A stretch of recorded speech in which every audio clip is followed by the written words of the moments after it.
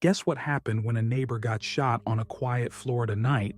A.J. Owens collapsed behind a closed door. Susan Lorincz, hands shaking, said she acted in self-defense. But neighbors wondered, could fear alone make someone take a life? And what happens next will shock you. Stay to the end. Hit like and subscribe now, so you don't miss a single moment of this story. Susan Lorincz was a mother living in Florida. She had always seemed careful and quiet, but one night, fear took over. She shot her neighbor, A.J. Owens, through a closed door.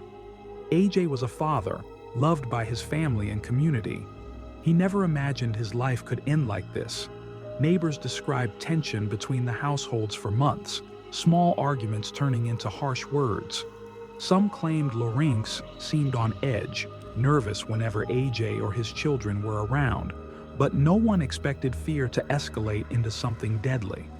Therefore, that single night changed everything. Lorincz says A.J. and his children threatened her, making her fear for her life. She says she tried to avoid confrontation, but the threats continued. Therefore, she claims she had no choice but to act to protect herself. But A.J. Owens' family sees it differently. They filed a wrongful death lawsuit, saying fear does not justify taking a life and that the act was reckless, not defensive. In a shocking twist, Lorincz is now trying to countersue A.J.'s children for defamation. She says their words made her look like a criminal. Therefore, the case is no longer just about the shooting. It is also about blame, grief, and control of the narrative. Legal analysts say this is unusual because countersuing children for defamation after a parent's death is rare and emotionally charged. Some neighbors are divided. Many remember A.J. as a gentle, kind father who cared deeply for his family. Some see Susan as a woman who lived in fear, pushed to the edge by what she says were threats. But the truth is complicated. It is somewhere between grief, fear, and tragedy. The biggest question is, when fear leads to a deadly act, who suffers most? What would you do if you were Susan or A.J.'s family?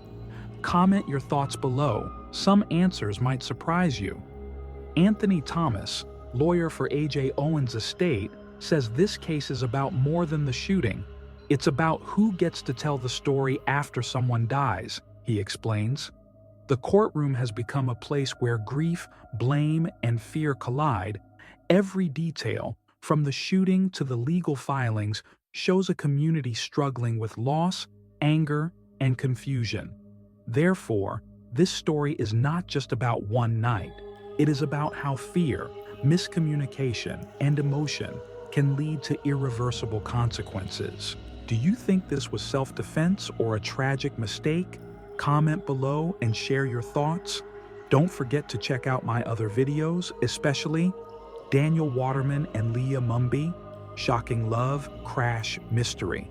For more shocking true stories you won't hear anywhere else.